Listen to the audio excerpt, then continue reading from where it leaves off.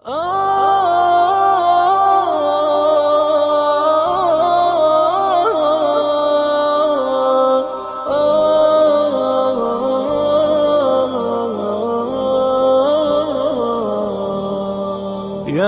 حامل القرآن قد خصك Assalamualaikum warahmatullahi wabarakatuh.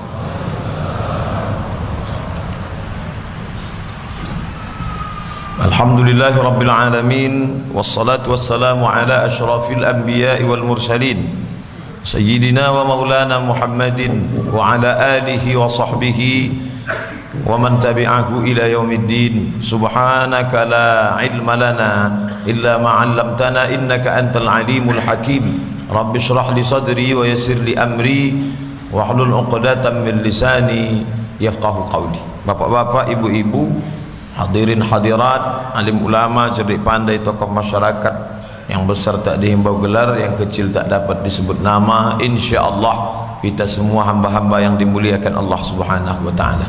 Amin ya rabbal alamin. Subuh ini kita masih diberikan Allah taala kesempatan untuk beramal saleh. Allazi khalaqal mauta, dia yang menciptakan mati, wal hayata, dia juga yang memberikan hidup. Liyabluwakum ayyukum ahsanu amala, diujinya kita dengan hidup ini siapa yang paling baik amalnya.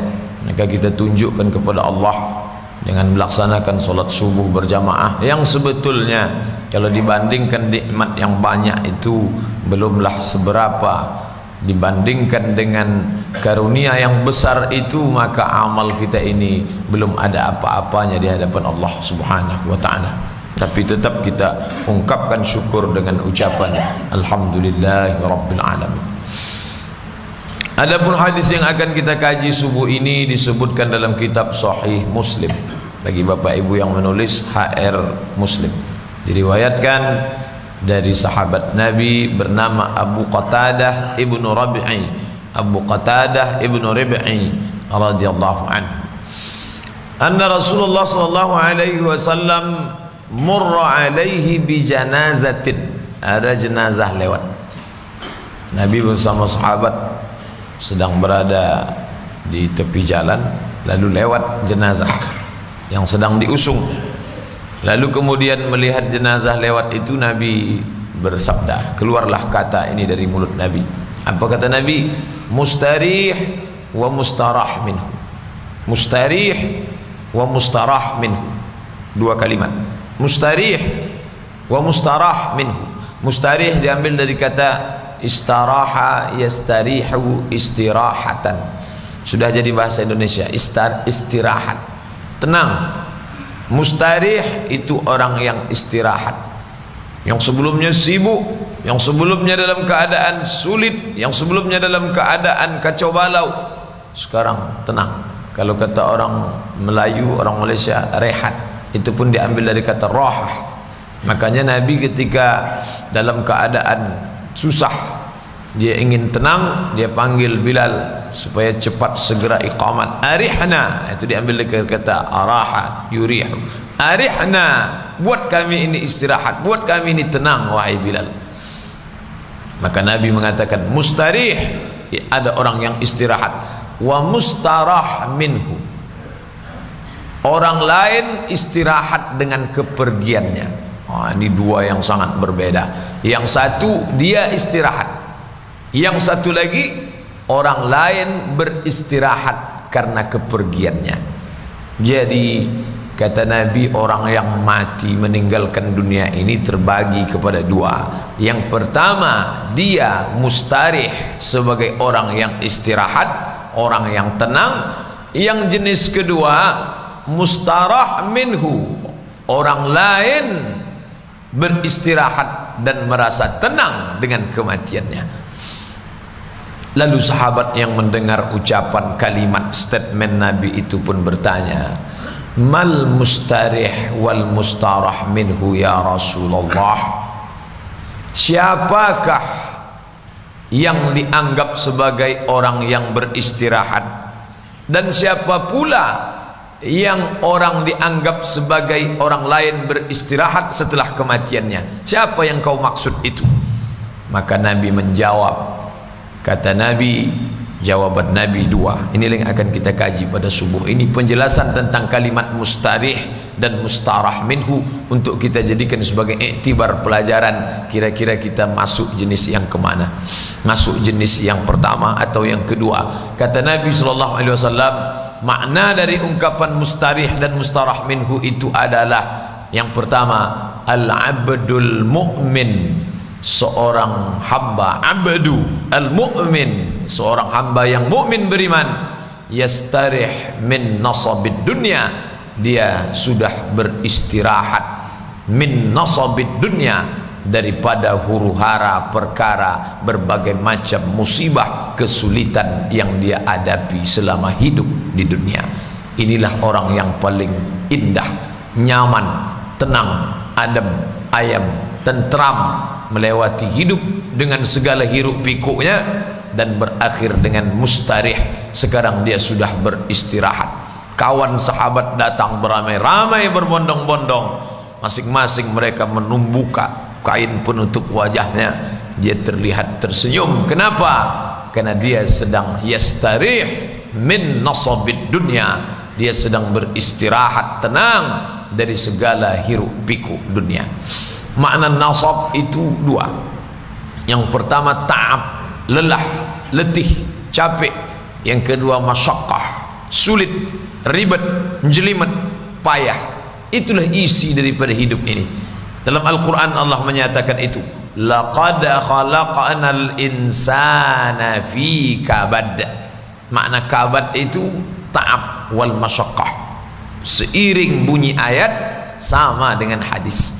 Ayat mengatakan laqad khalaqnal insana fi kabad, kami ciptakan manusia itu dalam keadaan sulit, susah, payah, dengan berbagai macam problematika kehidupannya. Hadis pula menyebutkan nasabid dunya, dia sudah lepas dari berbagai macam kesulitan hidup di dunia. Bapak Ibu yang dimuliakan Allah Subhanahu wa taala, terlahir dari rahim seorang ibu, dari seorang ayah yang tidak bertanggung jawab, lalu kemudian dicampakkan di dalam sebuah kotak kardus seperti sampah, ditampung oleh panti. Ternyata pantinya pun juga bukan orang baik-baik, dirawat tapi bukan oleh orang baik, lalu menjalani hidup yang sulit. Bayangkan, itu kehendak siapa? Dia tak pernah memilih untuk mendapatkan rahim seorang ibu yang tidak bertanggung jawab. Dia tak pernah minta supaya dilahirkan, tapi itulah hidup. Akhirnya dia tetap menjalani itu dalam keadaan fisik yang tak sempurna. Orang tua tak lengkap, fisik tak sempurna, tapi hidup terus juga berjalan. Orang tak boleh mati bunuh diri, karena bunuh diri tak menyelesaikan masalah dalam ajaran Islam. Sampai lambat laun, sampai masanya menikah. Menikah pun juga tak mendapatkan suami yang layak, mendapatkan orang yang juga tak bertanggung jawab. Sudahlah orang tua tak lengkap, tak sempurna, mendapatkan orang tua yang tidak baik, lalu kemudian mendapatkan pendamping hidup yang tak semestinya. Dari hasil pernikahan itu dapat pula lah anak-anak yang juga tak berbakti. Apalah lagi nikmatnya hidup. Coba bayangkan, indahnya senda gurau dengan ayah dan ibu tak dia dapatkan. Nyamannya hidup di bawah lindungan, naungan seorang suami juga tak dia dapatkan. Bakti seorang anak pun tak juga diperoleh. Lalu kemudian kapan dia merasakan nyamannya, indahnya hidup itu? Kapan? Inilah kesulitan. Tapi orang beriman tak pernah mencaci maki Allah Subhanahu wa taala. Disitulah maqam yang paling tinggi. Raditu billahi rabbah, aku ridha ya Allah. Ridha bukan berarti pasrah, ridha bukan berarti tidak berbuat, bukan apatis. Apatis bukan ridha. Maka orang beriman itu ridhanya beda. Dia tetap berjuang, tapi kalau dapat juga yang seperti itu, maka dia tidak berkeluh kesah. Kenapa? Karena ini akan ada akhirnya. Di mana akhirnya? Saat ruh berpisah dengan jasad. Saat itulah dia tersenyum bahwa dia diuji Allah Ta'ala dengan kesulitan, kesusahan. Ya, wala nabluwannakum, kami pasti akan menguji kamu, minal khauf, takut, wal ju', lapar, wa naqsim minal amwal, kurang harta, wal anfus, kurang jiwa, sakit, cacat, mati, was samarat, kurang buah-buahan, paceklik, kering, kerontang, wa basyiris sabirin, tapi tetap engkau berikan kabar gembira kepada orang-orang yang mampu menahan lidahnya untuk mencaci maki, menyumpah serapah Allah. Siapa itu? Alladzina idza asabathum musibah, mereka yang ketika ditimpa kesusahan, kesulitan, mereka mengucapkan kalimat keluar dari mulutnya, apa kata dia? Qalu artinya mereka berkata, bukan mereka keluar. Qalu, mereka berkata, inna lillah wa inna ilaihi raji'un. Jangankan kesulitan ini, jangankan kepayahan ini, inna, kami pun lillah, milik Allah, seperti mayat yang dimandikan orang hidup, tangannya mau dibelokkan ke sini, kakinya mau dibengkokkan, itu dia tak ada kuasa lagi, dia serahkan kepada Allah Subhanahu wa taala. Inna lillah wa inna ilaihi raji'un, la haula wa la quwwata illa billah. Itulah yang kita ucapkan setiap pagi selesai salat tadi.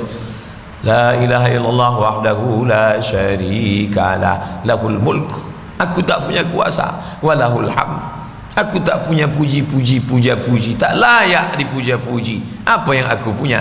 Lahul mulku walahul hamdu, yuhyi, dia yang menghidupkan, wa yumit, dia yang mematikan, wa huwa ala kulli syai'in qadir, dia kuasa atas segala sesuatu.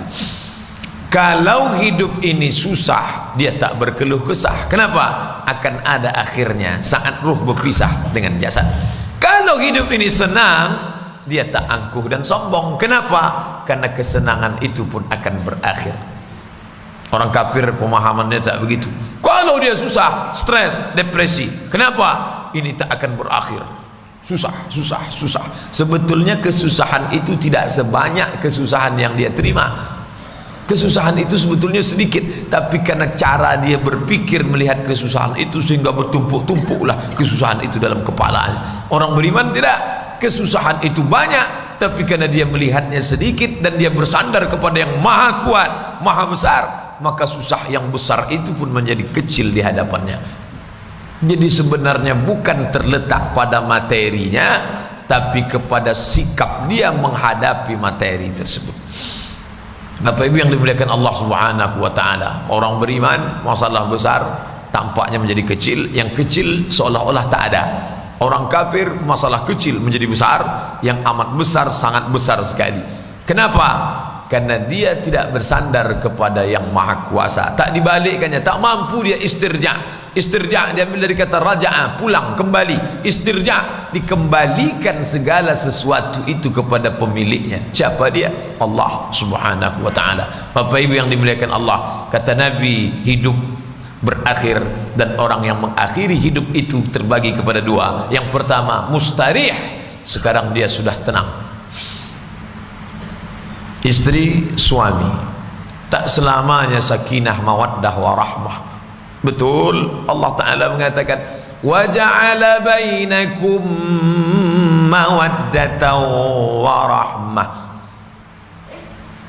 Laki-laki, perempuan, pakaiannya beda, bentuknya beda, sukunya beda, latar belakang beda, kronologis hidupnya berbeda, tiba-tiba disatukan dalam satu rumah tangga, masing-masing mencari ketenangan. Ini ingin mencari ketenangan di sini, ini ingin mendapatkan ketenangan di sini, tapi ternyata yang ditemukan bukan ketenangan. Dulu Pak Ustadz sebelum nikah tak sekacau ini bentuk saya ini. Cobalah tengok sekarang, hancur babak belur. Nampak itu problem, penuh dengan masalah. Menikah masalah, muncul anak tambah masalah, nambah ini tambah masalah, pergi tempat kerja masalah. Jadi masalah. Hidup ni kalau sudah masalah itu menengok baygon macam Coca-Cola. Naik ke menara masjid, nengok ke bawah macam sejengkal, bawaannya mau mati aja, mau terjun. Maka ada masa-masanya orang itu istirahat dari segala macam kelah. Kesulitan hidup itu akan berakhir dengan kematian. Jadi kalau ada orang yang tak sabar, mana tahu dia ngadu ke bapak ibu, banyak betul kesulitan saya nih Pak Ustaz. Sabar, ini ujian dari Allah, tapi saya tak sabar saya menghadapnya. Tahan sampai masanya nanti berakhir nih semua. Kapan berakhirnya Pak Ustaz? Ketika ruh berpisah dengan jasad. Kalau mau cepat, cepat-cepatlah minta supaya berpisah, insyaallah berakhir. Bapak ibu yang dimuliakan Allah Subhanahu wa taala, maka kalau ada orang meratapi menangisi orang mati, boleh Pak Ustaz menangis, apa pula salahnya? Ketika Utsman ibnu Maz'un, mim dha ain waw nun, Utsman ibnu Maz'un meninggal dunia, menangis Nabi, menetes air matanya, jatuh ke pipinya, jatuh ke jenggotnya, sampai jatuh ke pipi sahabat Nabi. Itu menunjukkan bukan setetes dua tetes, menetes. Ketika meninggal anaknya Ibrahim dari Maria Al-Qibtiyah umur 18 bulan, menangis Nabi, menetes air mata. Sahabat bertanya, "Ama radita ya Rasulullah?" Tidakkah engkau ridha wahai Rasulullah? Aku ridha. Lalu kenapa engkau menangis? Ini ungkapan air mata kasih sayang. Kita pun menangis ketika sahabat seperjalanan kita itu pergi meninggalkan kita. Sedih kita, menangis. Ketika perempuan-perempuan menangis, lalu kemudian Umar bin Khattab marah, jangan menangis. Lalu apa kata Nabi? Da'hunna, biarkan mereka menangis. Fa inna nafsa musabatun, karena jiwa mereka sedang tertimpa musibah, pukulan yang berat. Wal aina dami'atun, air mata sedang meneteskan ungkapan kesedihan. Lalu yang dilarang itu apa? Laisa minna man darabal khudud wa syaqqal juyub. Siapa yang memukul-mukul pipi, merobek-robek kantong, menarik-narik rambut, itu bukan umat Muhammad sallallahu alaihi wasallam. Tak boleh. Tapi orang banyak menangis, salah tangis. Yang ditangisinya itu, kenapa dia begitu cepat pergi, sekarang dia meninggalkan kami.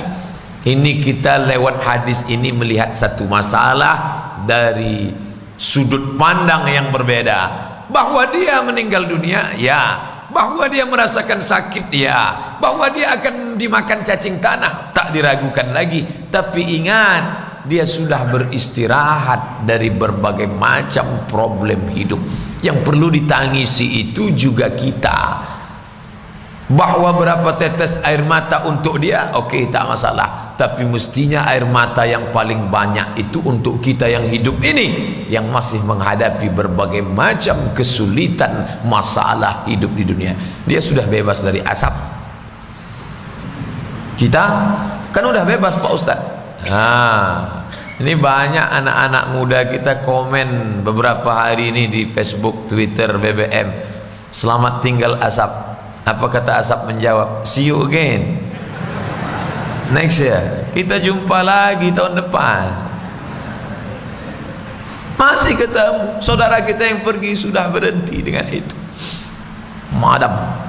Pemadaman api di mana-mana. Jadi waktu kemarin takziah itu, pas takziah lampu pun mati. Kata ustaz, salah seorang ustaz sahabat yang dekat dari situ, ini kan kemarin kita ini selalu meminta padamkanlah ya Allah, padamkanlah ya Allah. Itulah maka padam dia itu Pak Ustaz, karena dia tidak menyikapi itu dengan terlalu serius, disikapinya dengan bercanda.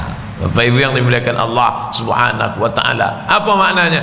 Itu sampel-sampel contoh kecil bahwa masih banyak problematika kehidupan yang perlu ditangisi, tapi menangis tak menyelesaikan masalah. Saya hanya ingin menunjukkan lewat hadis ini bahwa melihat satu masalah dari sisi aspek yang berbeda itu memberikan pemahaman yang berbeda pada kita, bahwa meratapi, menangisi, melepas orang yang pergi, sedih, manusiawi, tak salah. Tapi juga melihat kita yang masih berhadapan dengan berbagai macam masalah. Mereka sudah lepas daripada, matanya sudah lepas, menengok rok mini, menengok celana sempit, menengok. Kita masih lagi. Siapa bilang Pak Ustaz subuh ini alhamdulillah kita belum, ya orang belum keluar. Saya dari Panam sampai kemari alhamdulillah mata bersih, tak nengok apa-apa, jalan masih kosong. Coba pas pulang nanti, berhenti di lampu merah, mulailah orang besar pakai baju kekecilan, orang kecil pakai baju kebesaran. Mau tak ditengok? Gimana?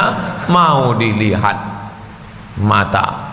Mereka sudah berhenti dari ini semua. Saudara-saudara kita yang sudah mendahului kita, berhenti dia sudah dari ujian. Sampel, contoh kecil.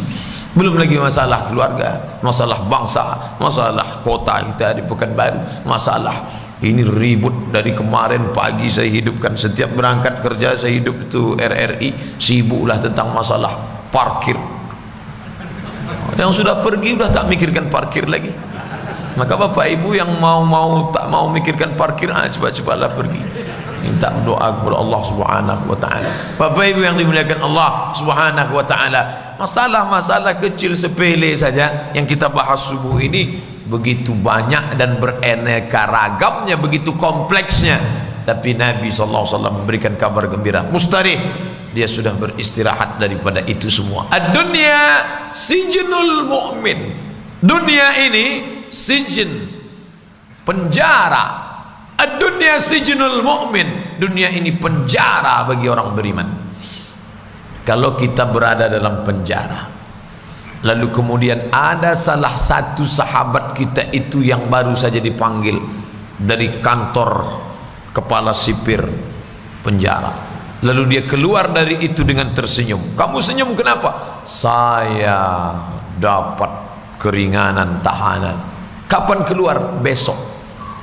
Maka kita yang berada di dalam tahanan itu menangis melepas dia akan keluar, karena selama ini kita sama-sama makan sama dia, sama berjalan sama dia, sama minum sama dia, tapi juga menangis karena kita masih di dalam dan dia sudah keluar. Menangis karena dia akan pergi besok pagi, ya kita sedih, tapi yang perlu paling kuat tangisnya adalah bahwa kita masih di dalam dan dia besok sudah keluar. Sisi kedua inilah yang tak terpantau, tak terpandang oleh orang. Kalau ingin mau merasakannya, balik dari sini mampir ke Kapling sebentar, mau merasakan gimana rasa di dalam, bagaimana rasa di luar. Kenapa? Ad-dunya sijnul mu'min. Dunia ini penjaranya orang beriman. Apa makna penjara itu? Maka dalam syarah Sahih Muslim yang ditulis oleh Imam An-Nawawi, Al-Minhaj syarah Sahih Muslim Ibn Al-Hajjaj, apa kata beliau tentang dunia penjara bagi orang beriman? Penjara itu kan tertahan, makan tertahan, minum tertahan, nafsu tertahan, mau keluar tertahan. Dunia ini pun kita tertahan, mau makan ini tak boleh, mau minum ini tak boleh, mau tengok ini tak boleh. Sedangkan di surga itu la maqtu'atu wa la mamnu'ah, tak putus dan tak tertahan. Nikmatnya tak terhenti. Apa saja yang mau dimakan, makanlah. Apa yang mau diminum, minumlah. Apa yang mau dipandang, pandanglah. Apa yang mau dinikmati, nikmatilah. Walakum fiha ma tashtafi anfusukum. Di dalamnya apa yang mau kamu mau makan, mau kamu nikmati, nikmatilah. Walakum fiha ma tad'un. Apa yang mau kamu nikmati, apa yang mau kamu dapati, tak ada tahanan, tak ada batasan. Maka dunia ini disebut sebagai penjara karena kita berada dengan batasan. Lalu datang seorang kafir, miskin, susah, melarat, mendatangi seorang ulama yang kaya dengan pakaiannya yang bersih, naik kuda yang sehat, kuat. Lalu kata si kafir tadi, hai ulama, kami pernah dengar katanya dunia ini penjara bagi orang beriman. Kenapa kalau memang dunia ini penjara bagi orang beriman, kok kamu pakai pakaian bagus, naik kuda yang bagus, katanya dunia ini penjara? Apa kata ulama kepada si kafir yang pakai baju compang-camping jalan kaki, dengan gagahnya dia naik kuda? Aku dalam penjara saja begini indahnya, apalagi di luar penjara nanti. Kamu di dalam surga aja begitu melaratnya, apalagi di dalam neraka nanti. Jadi pemahaman dunia ini penjara bagi orang beriman bukanlah nanti kita diajak kalau begitu hidup seperti dalam, bukan itu maknanya. yang berusaha tetap berusaha. Ini hadis-hadis ini jangan dipahami secara apatis, dipahami secara negatif, nanti memberikan efek negatif kepada umat yang disalahkan hadisnya. Tidak, hadis tak pernah salah karena dia datang dari Nabi dan Nabi itu membawanya dari Allah Subhanahu wa taala. Wa ma yantiqu 'anil hawa. Nabi tak pernah bicara mengikuti hawa nafsu. In huwa illa wahyun yuha, melainkan wahyu dari Allah Subhanahu wa taala. Orang beriman dengan kendaraan mewahnya, dengan pakaian bagusnya, tapi dia dapatkan dari yang halal, tidak mencegah dia untuk tetap bayar zakat, infak, wakaf, sedekah. Saya di penjara saja begini indahnya, apalagi kalau keluar dari penjara ini nanti. Kalian hai kafir miskin yang susah melarat, di sorga kalian saja begini susahnya. Bagaimana kalau kalian keluar dari sorga ini? Itu makna ad-dunya sijnul mu'min. Dunia ini penjara bagi orang beriman, wa jannatun lil kafir, dan sorga bagi orang kafir. Makna hakikat sesungguhnya, walaupun dia kaya, hebat, mewah, tapi tetap ada tercegah. Ada pakaian yang tak boleh dipakai, sutra. Sekaya-kayanya bapak tak boleh pakai sutra. Emas, sekaya-kaya orang beriman tak boleh pakai emas. Yang laki-laki, perempuan boleh. Kaya lalu pulang pergi ke toko emas, tolong buatkan saya dulu gelas dari emas, tak boleh. Tolong buatkan saya dulu piring dari emas, tak boleh. Tolong buatkan saya dulu cincin dari emas, tak boleh. Kenapa? Ditanyalah Imam Syafi'i, hai Imam Syafi'i, kenapa orang Islam itu tak boleh memakai emas, perempuan boleh?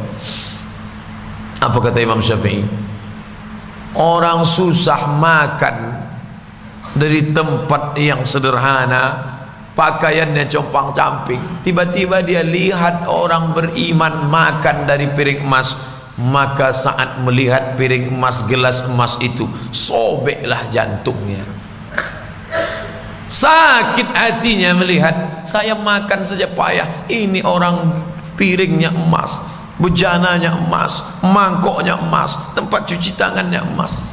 Jadi jawaban Imam Syafi'i itu lebih kepada akhlak, moral, etika.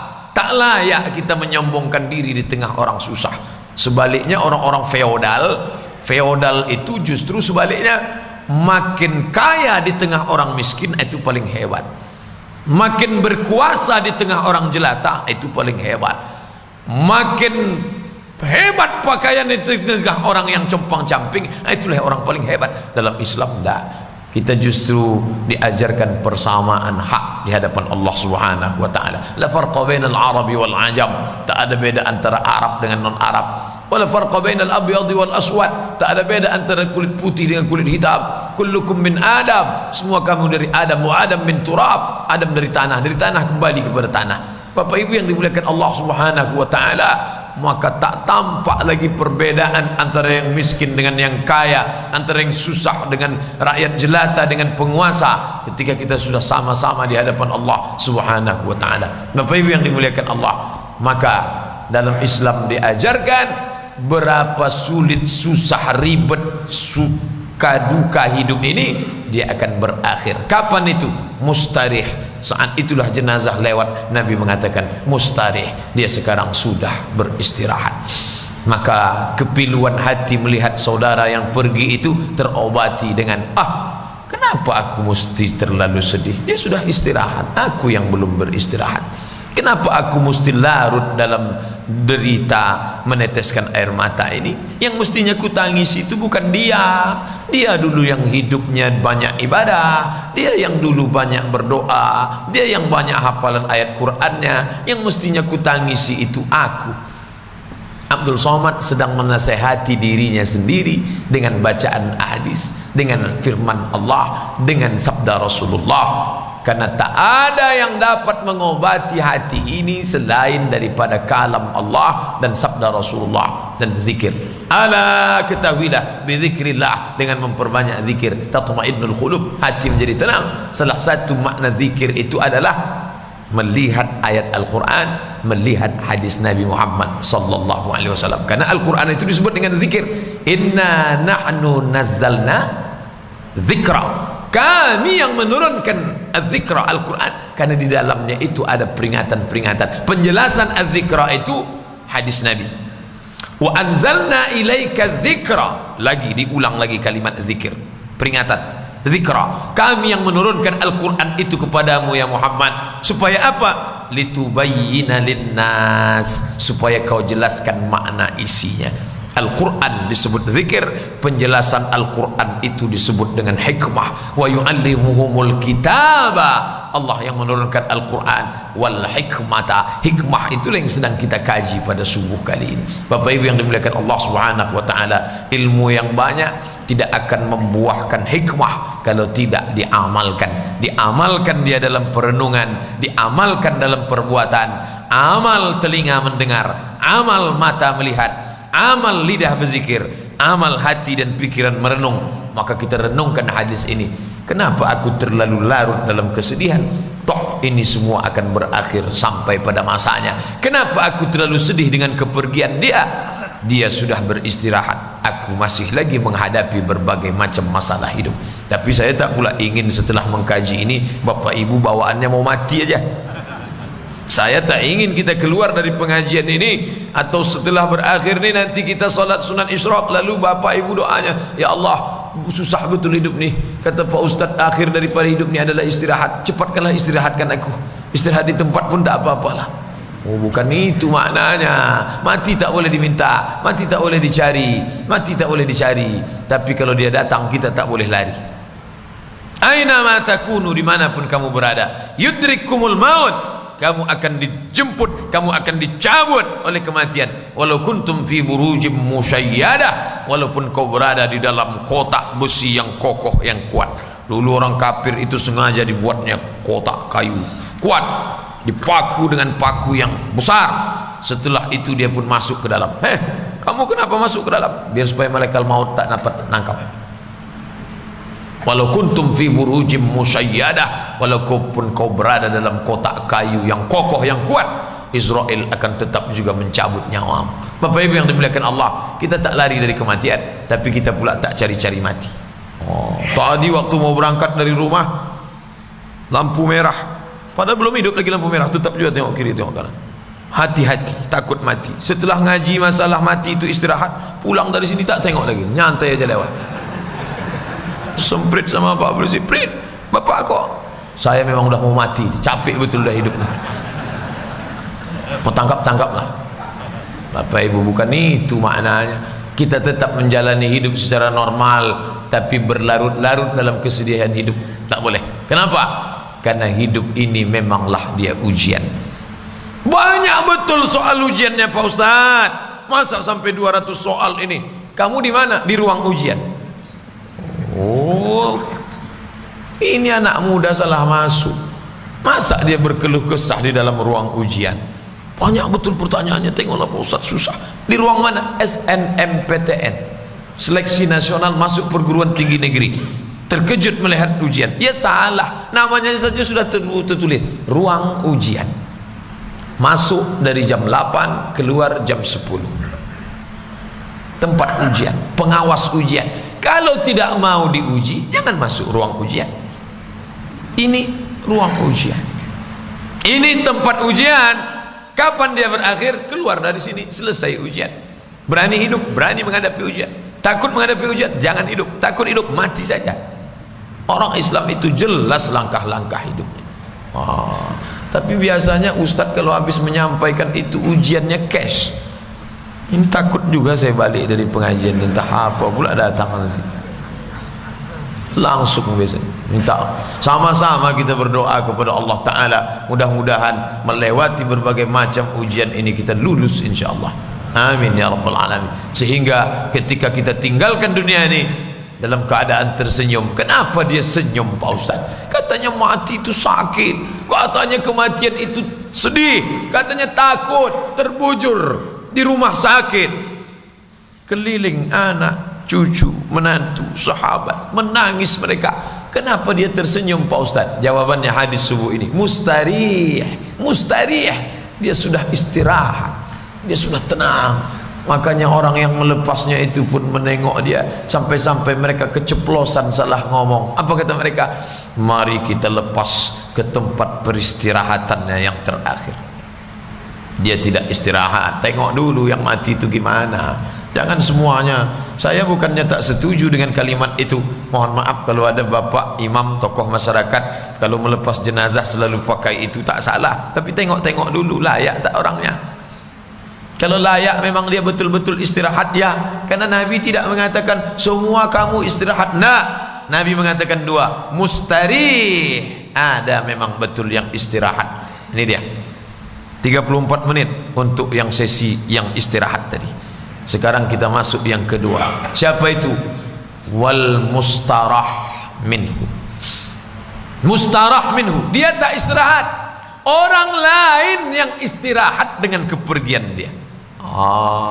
Kalau yang pertama tadi dia tersenyum, senyum dia. Kalau yang kedua orang lain senyum, dia berkerut. Semangat orang lain mengirimkan SMS, sampai SMS-nya pun ada tanda senyum di situ. Innalillahi wa inna ilaihi raji'un. Titik dua, senyum. Loh, kok kamu senyum? Alhamdulillah Pak Ustaz, setelah dia mati aman kami. Ini jenis yang kedua. Bukan mustarih, namanya apa? Mustarah minhu. Orang lain beristirahat dengan kematian dia. Siapa ini? Yang pertama tadi, al-abdul mu'min yastarihu min nasabid dunya. Hamba yang beriman, maka dia beristirahat dari segala macam kesulitan, kelelahan, kesusahan, ujian, duka dari dunia. Yang kedua ini, wal mustarah minhu. Mustarah minhu, siapa itu? Ada orang-orang yang beristirahat itu justru mustarah minhu. Siapa yang beristirahat dari dia? Al-abdul fajir, hamba pelaku dosa, yastarih minhu, yang beristirahat dari dia itu empat makhluk Allah beristirahat dengan kematiannya, dengan perginya dia dari atas muka bumi ini, dengan perginya dia dari bumi Allah ini, maka empat makhluk beristirahat. Yang pertama al-ibad, ibad jamak dari abdun, wa ibadur rahman alladzina yamshuna 'alal ardi hauna. Hamba Allah beristirahat. Dulu Pak Ustadz, kami setiap salat maghrib tak ada khusyuknya kami di masjid ini. Allahu Akbar, kata imam, Bismillahirrahmanirrahim, dia pun keluarlah dari gang, sampai tak ingat kami entah apa bacaan imam. Tapi setelah dia mati nih, alhamdulillah, tenanglah kami salat maghrib sekarang. Lahir pula keponakannya, lebih parah pula dari itu lagi Pak Ustaz. Yastarih minhu, selamat orang setelah dia mati. Siapa itu? Yang pertama al-ibad, hamba-hamba Allah, manusia selamat dari kepergian dia. Dulu kami diterornya Pak Ustaz. Orang di pasar habis kena pungli, pungutan liar, semua orang kena kutipan. Tapi setelah dia meninggal dunia, maka orang pun menyebutnya, kalau yang pertama tadi, bapak itu kemana? Dia sudah pergi meninggalkan kita, innalillahi wa inna ilaihi raji'un. Tapi yang kedua ini, kemana dia? Mampus, mati dia udah, alhamdulillah. Orang bukan menyebut innalillah. Kalau yang pertama tadi, gimana dia? Innalillah. Kalau yang itu, alhamdulillah. Bapak Ibu yang dimuliakan Allah, jangan sampai kita meninggalkan alam semesta ini dalam keadaan orang berbahagia, beristirahat karena kematian kita. Na'udzubillah. Bapak Ibu yang dimuliakan Allah, oleh sebab itu tidak selamanya taat, semuanya main generalisir, main pukul rata saja, semuanya kembali ke peristirahatan. Dah, kata istirahat itu betul-betul ada dalam hadis. Mustarih, dia istirahat, tapi ternyata ada juga yang sebaliknya, kitalah yang beristirahat dari segala macam kejahatan dia. Yang pertama istirahat itu ibad. Seorang ibu mengandung dia 9 bulan 10 hari, menyusukannya, tapi setelah dia besar justru menjadi teror bagi ibu kandungnya. Kalau sudah pulang dia dengan sepeda motornya, jantung si ibu pun tak normal, mengamuk, nanti anakku ini, nanti dia minta uang untuk beli narkoba, untuk ini, untuk itu. Ibu kandungnya pun menderita. Sampai-sampai ibu tu diam-diam tengoknya orang tak ada. Ya Allah, kalau mau kau matikan, matikanlah anakku ni, tak tahan aku lagi sudah. Ada orang model seperti ini? Ada. Dari mana Pak Ustaz tahu? Orang ngadunya ke saya kok. Ya tahu saya. Nih Pak Ustaz, sudah kami serahkan ke BNN, lari. Sudah kami masukkan ke pondok narkoba, lari. Sekarang pulang. Dia mana sekarang? Tak tahu kemana. Ini sebentar lagi biasanya jam-jam segini pulang. Makanya jantung saya sudah tak normal nih Pak Ustaz. Musibah itu bukan jauh, di dalam rumah. Bahkan pernah dikandung 9 bulan 10 hari di dalam. Air susu badan membesarkan badan dia, mengalir darah kita dalam darah dia, tapi dia menjadi teror bagi hidup kita. Luar biasa itu. Dulu orang takut dengan Belanda, takut dengan Jepang, jauh dari sana, dari Eropa sana mereka datang. Ini yang menjajah kita ini siapa? Dari dalam diri kita sendiri. Ini anak-anak ini kalau tak kita didik, dia bisa menjadi teror buat kita. Apa ibu yang dimuliakan Allah Subhanahu wa taala? Berapa orang tua yang takut pada anak? Berapa pula istri yang menggigil ketakutan kalau suaminya sudah pulang? Suami pulang dari Masjid Al-Falah, mengetuk pintu, Assalamualaikum, lembut suaranya. Kalau ini enggak, berderak suaranya, buka pintu. Suara, bau mulutnya bau tong sampah.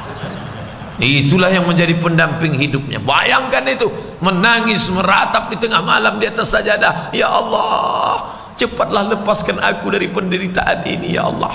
Kalau memang dia jodohku, panjangkan umurnya, tobat nasuha dia, jadikan dia tobat nasuha. Tapi kalau memang aku tak tahan lagi ya Allah, cepat kirimkan malaikat maut. Apa maknanya?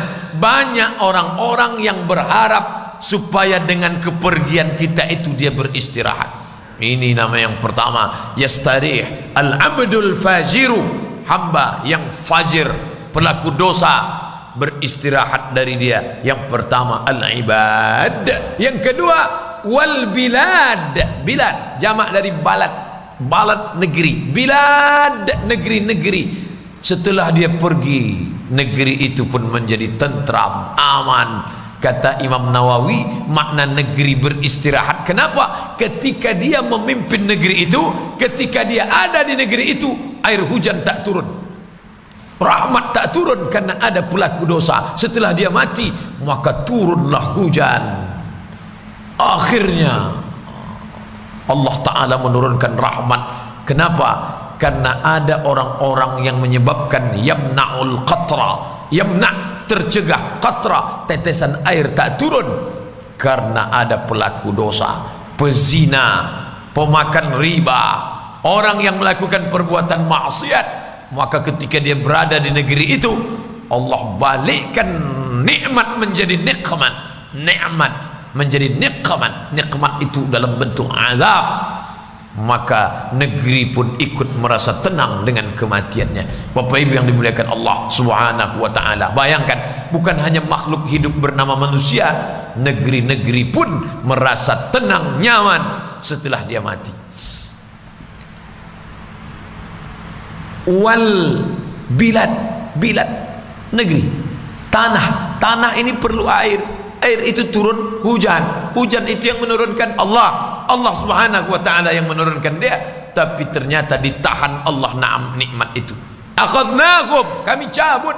Walau anna ahlal qura amanu, seandainya penduduk negeri itu beriman, wattaqau, bertakwa, la fatahna alaihim, kami akan bukakan kepada mereka barakatin, barakah, barakah, barakah. Kami bukakan kepada mereka barakah. Dari mana? Minas sama, dari langit, wal ard, pintu langit terbuka, hujan turun, wal ard, dari bumi tumbuh tanam-tanaman. Tapi ketika Allah Ta'ala cabut itu, walakin kadzabu, ketika mereka mendustakan ayat-ayat kami, melakukan perbuatan maksiat, berzina, narkoba, minum khamar, tak melakukan amar ma'ruf nahi munkar, akhadnakum, kami cabut nikmat itu, bima kanu yaksibun, atas segala perbuatan mereka.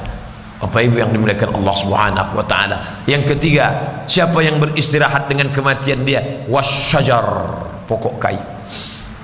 Wasyajar, pokok kayu, pokok kayu beristirahat dengan kematian dia. Dulu waktu dia masih hidup tak ada pokok kayu itu yang bisa hidup. Asal nampaknya pokok, potong.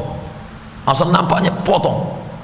Padahal Nabi sudah mengajarkan, man qata'a sidratan, siapa yang memotong sebatang pohon sidir, sawwallahu ra'sahu finnar, disungkurkan Allah Ta'ala kepalanya ke dalam api neraka. Tapi ketika dia masih hidup tak ada pokok kayu yang bertahan. Pokok kayu kan makhluk mati Pak Ustaz. Dalam Islam enggak, pokok kayu itu hidup, bernyawa, bertasbih, sama seperti kita. Ini Ustaz nih bawa aliran baru nih. Apa pula pokok kayu bertasbih? Al-Quran mengatakan itu, yusabbihu lahu ma fis samawati wa ma fil ard. Apa yang ada di langit, apa yang ada di bumi bertasbih. Itu kan umum Pak Ustaz. Mana dalil khususnya bahwa pokok kayu bertasbih? Nabi membelah pelepah korma, fasyaqahu nisfain, dibelahnya pelepah korma menjadi dua, ditancapkannya ke satu makam, ditancapkannya. Sahabat bertanya, untuk apa engkau tancapkan itu ya Rasulullah? Innahuma la yu'azzaban, dua makam ini sedang diazab. Wa ma yu'azzabani fi kabir, mereka diazab bukan karena dosa besar. Yang satu diazab yamshi bin namimah, karena dia adu domba, cakap si anu bawa ke sini kelahi orang gara-gara mulut dia. Yang ini lam yastabri, dalam riwayat lain lam yastanzih, maaf cakap kencing tak berbasuh, tak cebok.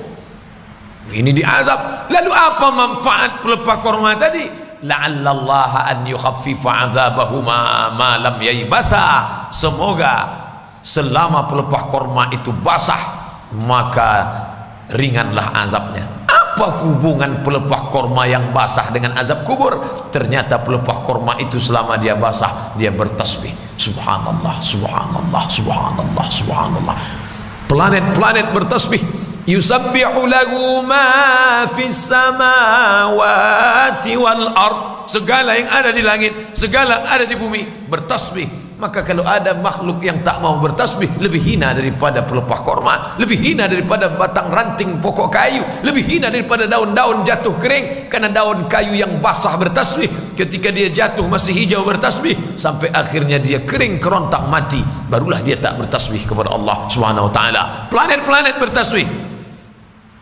Makanya ada seorang pakar astronomi, dari pakar geologi dari Mesir tapi tinggalnya di Inggris, namanya Zaglul Najjar.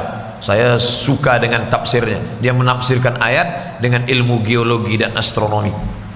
Dulu waktu di Mesir selalu nama acaranya Nur ala Nur, cahaya di atas cahaya. Itu menarik karena tafsir dia tafsir ilmiah, tafsir mukjizat ilmiah. Maka dia bercerita tentang bukunya, ada satu judulnya Tasbihul Kainat. Judulnya Arabnya Tasbihul Kainat, sudah diterjemahkan ke bahasa Indonesia. Judul terjemah Indonesianya dan alam pun bertasbih. Alam pun bertasbih.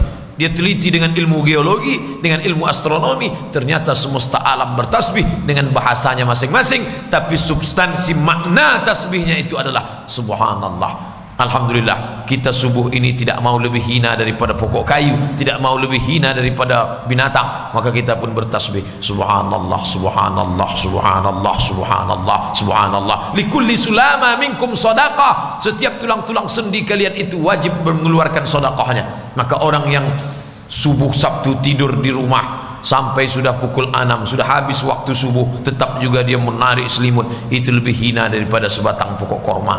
Tak ada tasbihnya sama sekali. Tasbihnya tasbih apa? Tasbih ngorok, mengigau segala macam. Bapak Ibu yang dimuliakan Allah, jangan sampai anak menantu cucu cicit adik sahabat kerabat kita alhamdulillah sudah selamat, tapi jangan cuma selamatkan diri saja, selamatkan keluarga, selamatkan lingkungan. Bangun, bangun, ambil pelepah korma, minta pelepah korma di Masjid Agung An-Nur. Kalau tak dikasih pengurus, pelepah sawit agak besar sedikit, pukulkan. Jangan sampai lebih hina kau daripada pelepah korma. Bapak Ibu yang dimuliakan Allah Subhanahu wa taala, pokok-pokok kayu pun merasa tenang dengan kepergian dia. Kenapa? Selama dia masih hidup hujan tak turun, maka pelepah-pelepah pokok kayu, daun-daun tunas-tunas kering, kerontang. Ya Allah, kenapa ini hujan sampai tak turun? Allah menahan, yamna'ul qatra, tertahanlah itu tetesan air karena ada orang zalim di tengah kalian. pokok kayu menjadi tenang. Begitu dia mati, maka Allah Subhanahu wa ta'ala menurunkan rahmatnya. Yang keempat itu adalah hewan, binatang. Binatang-binatang tak berdosa. Kenapa binatang itu menjadi tenang? Setelah kematian dia, binatang itu pun tenang. Binatang perlu minum, air tidak ada, tertahan air karena dia. Setelah dia mati, binatang pun tersenyum. Ngada-ngada Ustaz nih, masa binatang tersenyum? Saya tak pernah nengok beo di rumah saya senyum. Binatang dengan senyumnya, binatang dengan bahasanya. Apa iya binatang itu bicara Pak Ustaz? Orang yang tak percaya binatang bicara, maka dia mengingkari kisah Nabi Sulaiman. Orang yang mengingkari satu ayat dalam Quran, kafir. Fatabassama dhahika, Nabi Sulaiman tersenyum sambil agak tertawa sedikit. Kenapa? Ternyata dia tahan pasukannya. Hai pasukan bala tentara, stop, jangan bergerak. Kenapa panglima kami Tuan Sulaiman? Aku mendengar panglima pasukan semut sedang memerintahkan kepada seluruh pasukannya. Apa kata dia? Ya ayyatuhan nablu dukhulu masakinakum, wahai para pasukan semut, cepatlah kamu masuk ke lubang-lubang kalian, karena pasukan Sulaiman akan lewat, jangan sampai kalian terinjak. Binatang melata, semut serangga merasa bersyukur dengan kematiannya. Bayangkan, karena ketika dia hidup dulu hancurlah, merusak saja kerjanya. Kalau dia pergi ke hutan, ditengoknya sarang semut, dihidupkannya obor, semut itu tak mengganggu sedikit pun. Lalu apa guna dia? Dia senang aja menengok semut itu lintang pukang tunggang langgang. Senyum dia menengok semut berlarian. Ada ini orang sakit ini. Sakit menengok binatang tersiksa, dia luar biasa. Setelah 2 hari dia meninggal, istrinya pun mulailah mengambil kunci dari laci. Dibukanya lah kandang burung tadi. Hai burung, bapak sudah pergi, sekarang kau pun pergilah. Terbanglah burung tadi.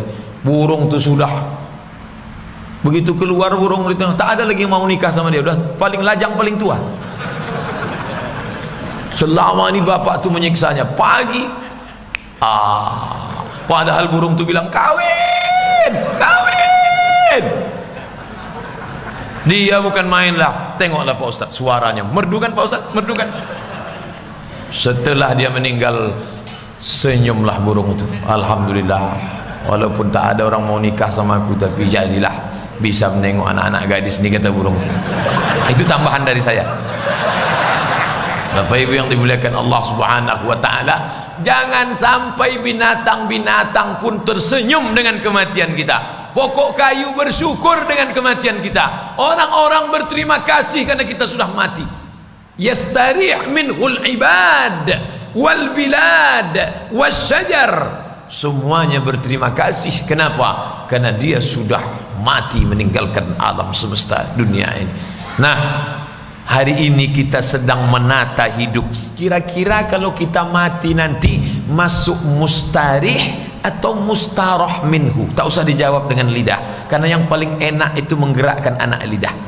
Abdul Somad, saya yakin mahasiswa-mahasiswa banyak yang senyum kalau saya mati. Alhamdulillah, mati udah Pak Somad. Selama ini kalau dia masuk stres kita di lokal dibuatnya, tunjuknya. Sekarang sudah meninggal, senyum. Tapi saya yakin banyak juga yang menangis. Alhamdulillah, sedih kita nih Ustaz. Bapak Ibu yang dimuliakan Allah Subhanahu wa ta'ala, apakah kita menjadi nanti mustarih, golongan pertama orang yang beristirahat dengan kematian, atau kita akan menjadi mustarah minhu, orang-orang yang justru makhluk alam semesta beristirahat dengan kematian dia, yang mencetak, memprogram, membuat itu ke depan tak lain tak bukan kita sendiri. Allah Ta'ala kasih kita telinga, Allah kasih kita mata, Allah kasih kita otak, akal, hati, pikiran, maka kita buatlah yang baik-baik. Pak Ustaz, selama ini perbuatan saya tak baik, siapa yang tak berdosa? Nabi Adam aja berdosa. La taqraba hadhihi syajarah, jangan kau dekati pohon ini. Fa'azallahum syaitan, dia digoda syaitan, dia silap, dia khilaf, dia salah. Selama 30 tahun, 40 tahun menjadi ketakutan orang. Kalau dia batuk, masuk ke pasar batuk dia keluar semua duit orang, kerincing-kerincing itu keluar karena batuknya dia. Tapi sekarang dia taubat nasuha, malah dia mengajak orang ke masjid. Ketika dia meninggal dunia semua kehilangan. Dulu Pak Ustaz dia yang azan di musola kami, dia yang mengajak kami sholat, padahal dulu masa lalunya hitam. Orang yang baik bukanlah orang yang tak pernah berbuat salah. Orang yang baik, orang yang pernah.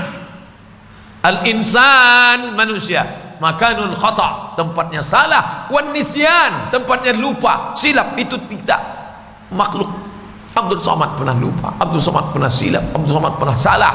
Tapi ketika kita sadar, balik, jangan hanya sekedar putar, menemukan titik balik, berhenti pada Hajar Aswad. Titik balik. Aku ini mau kemana? Apa selamanya aku ini ingin ditakuti orang? Apa selamanya aku ini ingin menyusahkan orang? Aku ingin juga menyenangkan hati orang. Maka di akhir hayatnya dia menjadi orang yang membuat ketenangan di lingkungannya, di keluarganya, di rumahnya. Dulu anak-anaknya ketakutan, bukan takut positif. Kalau bapak menakut-nakuti anak dengan makna positif supaya anak sholat, itu tak masalah. Tapi ketika dia menjadi ketakutan, menjadi teror bagi anak-anaknya, menjadi teror bagi istrinya, menjadi teror bagi tetangganya, menjadi teror bagi masyarakatnya, sehingga dengan kematiannya orang bersyukur. Jangan sampai. Ambil iktibar dari pelajaran orang lalu. Fa'tabiru, ambil iktibar pelajaran. Adapun sisa hidup kita ini kita manfaatkan untuk yang baik-baik.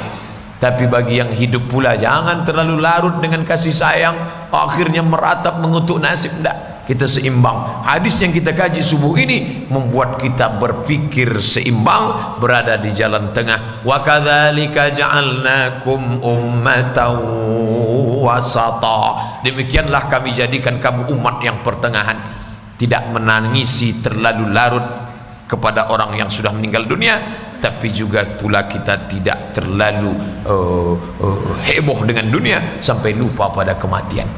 Hidup pilihan. Ketika benar dalam memilih, disitulah kita berhasil dalam hidup. Sekarang kita ada dua pilihan. Pertama, menjadi mustarih. Yang kedua, menjadi mustarah minhu. Mudah-mudahan kita, anak cucu, sahabat, kerabat, kaum muslimin termasuk golongan yang mustarih dan dijauhkan dari mustarah minhu, insyaallah. Amin ya rabbal alamin. Itulah hadis yang kita kaji subuh ini. Mudah-mudahan ada manfaatnya. Terima kasih atas segala perhatian. Mohon maaf atas segala kesilapan. Kita sudah sampai masuk waktu solat isyraq. Kita solat sunat isyraq 2 rakaat. Setelah itu baru kita buka tanya jawab, insyaallah. Terima kasih. Wassalamualaikum warahmatullahi wabarakatuh.